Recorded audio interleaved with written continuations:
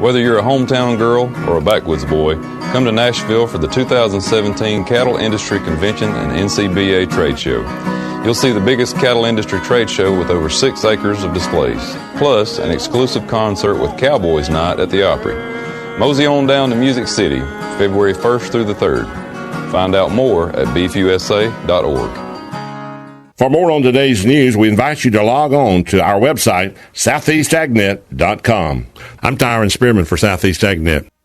Well, the holiday rush is over, and it's time to return the ties, the knitted sweaters, and those presents that didn't quite make the nice list. And go try something you've always wanted to, like learning to fly. At Ocala Aviation, they make it fun and easy, and you can start by taking one of their Discovery flights. For only $99, you get to go up in the airplane with an FAA-certified flight instructor and actually fly the plane yourself. It's a perfect way to see if flying is for you. And once you get that ultimate feeling of freedom, Ocala Aviation can train you to get your pilot's license. Ocala Aviation also offers commercial flight training for those looking to make a career change and enter the world of commercial aviation. Ocala Aviation is conveniently located at the Ocala International Airport. So if you're ready to start your adventure, stop by or give them a call today. 861-7484. That's 861-7484. You'll be glad you did. I know I am. Ocala Aviation. Your adventure starts here. Ocala's information station, 1370 WOCA. Ocala!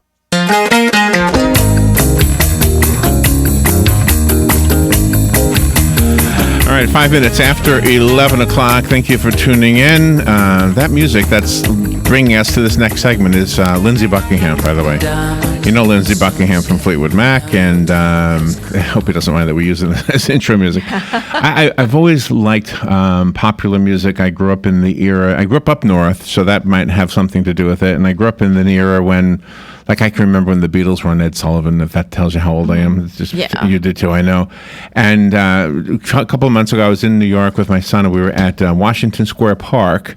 And I was telling my son Alex that I used to read in I think it was Variety magazine, I think it was, about the young singers and songwriters that were showing up in Washington Square Park, and I was dropping some names. Not that I knew any of these people. I did not know Bob Dylan. I did not know Leonard Cohen, and I did not know Joni Mitchell or any of them, but I was greatly influenced by what they were doing.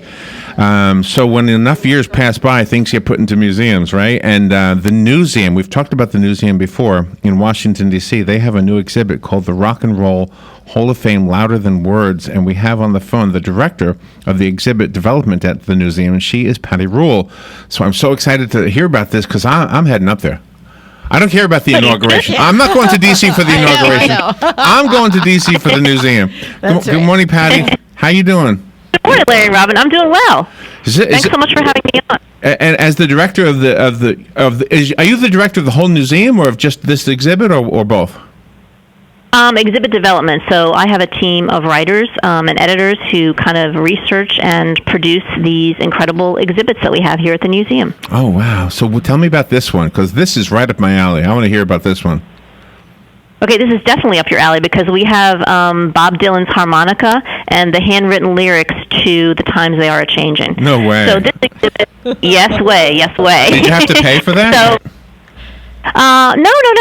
We did this exhibit in collaboration with the Rock and Roll Hall of Fame in Cleveland, and we've been talking with them for a couple of years about how we can collaborate, and this just seemed perfect. Our mission here at the Newseum is to remind people of the importance of free expression and the 5 freedoms of the First Amendment, and this exhibit it viscerally tells you, how people have used their words and their music to really change the way people think about things, from the Civil Rights era to Black Lives Matter, War and Peace, women's rights, social justice issues, everything you can imagine is all in this exhibit. Wow, isn't that interesting? I just recently started a blog, and I called the blog How Songwriters Have Shaped the World.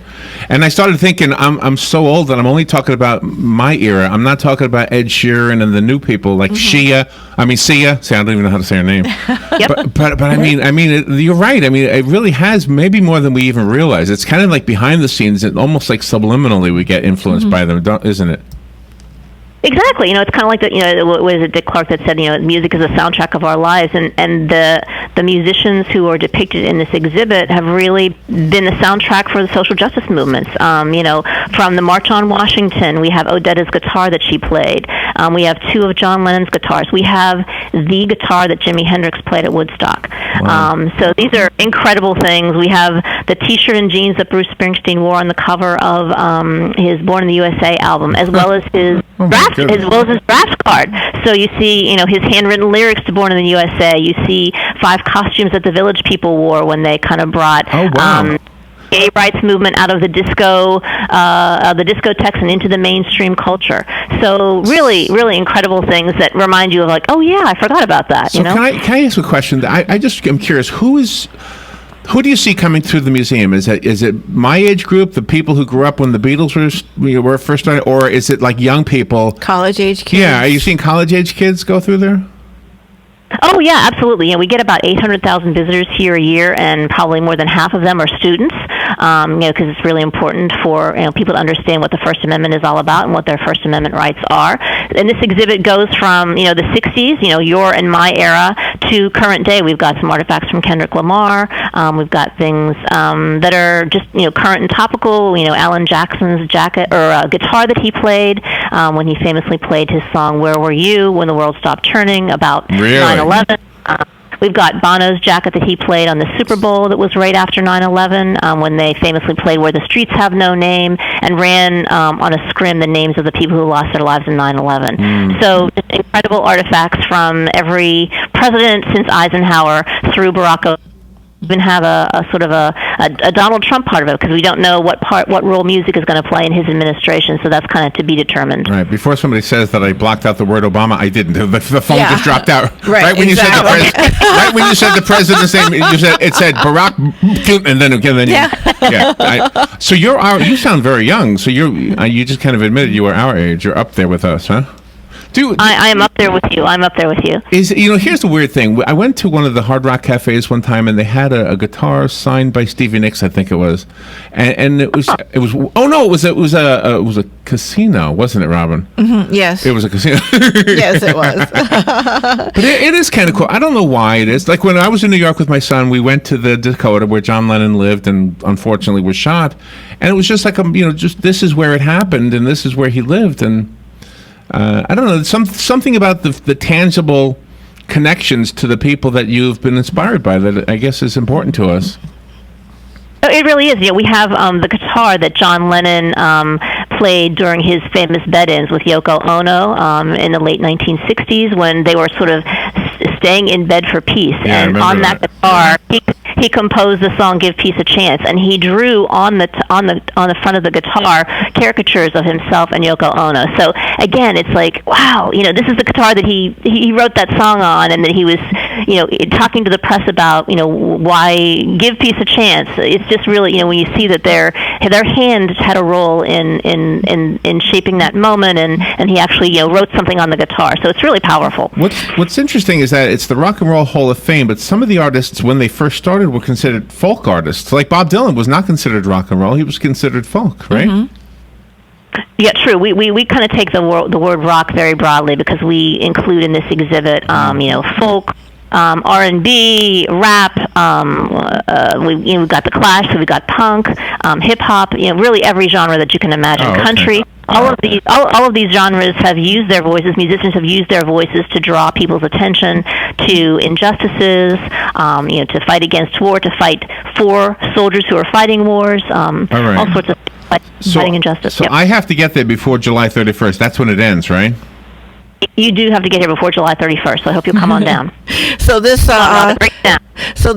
historical presentation really relates to every age, because without the history, you won't have the young people today that want to be aspiring songwriters, because they're influenced by somebody through, and that person could have been, 30 years earlier. Absolutely. We talk about like the feminist movement, from sort of the second wave of feminism. We have, Melissa Etheridge's jacket that she wore. We have, things from, artists from all genres. And it really does bring it up to today, to current lives, from civil rights to Black Lives Matter, from equal rights for women to gender equality. So really, all of the critical issues that are shaping our time are reflected in this exhibit. When I was a kid, I remember when they announced that the Vietnam War was over, and they followed it with a song by Melanie. What was that song? There's a chance peace will come. Remember, there's a chance peace will come. Okay. But I think she's not in the Hall of Fame. We need to put her in the Hall of Fame. Well, not yet. We're doing a movement. You are. You said you're doing a campaign. Yeah, we're trying to get her in there. You're starting a change.org campaign, right? Patty, this is exciting. So the website is newseum.org, correct? Right. Correct, and we're in Washington, D.C., right on Pennsylvania Avenue between the White House and Capitol Hill, and we hope people will come and see this exhibit. Oh, my gosh. And do you have a favorite? Yeah, a good question. What is your favorite? I think it's, I'm a Bruce Springsteen fan, so I like seeing the outfit that he wore on Born in the USA. That song is so powerful. I love the Village People costumes. We've got 5 costumes from the Village People because that evokes a different era. We've got jewelry that Madonna wore. We've got the shoes that Cyndi Lauper wore, and the Girls Just Want to Have Fun album. So all of these things that are just so much of sort of the timeline and the soundtrack of our lives come to life in this exhibit. Every single thing you say, I can picture it, and everything, I always wonder, how did you get it? I mean, did you say to Bono, hey, can we have your jacket? Yeah. Well, fortunately, we partnered with the Rock and Roll Hall of Fame Museum in Cleveland, and they've got an incredible collection. And then they have connections to these various artists. So, basically, they reached out to Bono, and he's interviewed in several of the films in the exhibit, and his jacket is on display. So, it's making these great connections with great institutions like the Rock and Roll Hall of Fame and the Newseum coming together with this incredible exhibit. All right. I think you're only 700 miles away. That's doable. I can do 700 miles. Yes, for sure. Do that, yeah. All right. Well, we'll look you up if we show up there before July 30th. Well, you'll be there past July 31st, so even if we don't say... I hope so. We want to go before that. Yeah. Do you know there was a Patty that I liked in rock and roll? Patty Smith. Do you remember Patty Smith? I do remember Patty Smith, exactly. Is she represented in the exhibit? Probably not. She's not. She's not in this exhibit. She's one of the lesser known names, but anyway. It sounds like we have our next one. Patty, thank you for being on the air with us today. Go to Newseum, Newseum, Newseum.org. Thank you, Patty. Thank you, Larry and Robin. Have a great day. That was fun. We'll be right back. The weather is brought to you by myfwc.com. Safe boating is no accident. A beautiful day Wednesday with sunshine and some clouds and a high of 72 to 76. Partly cloudy and mild winds tonight, low 52 and then 58 along the coast. Thursday will be mostly sunny and warm, high 76 to 80. And for Friday, sunshine mixed with clouds and warm. There may be a shower, the high 76 to 80. From the Florida Weather Center, I'm meteorologist Joe Lundberg.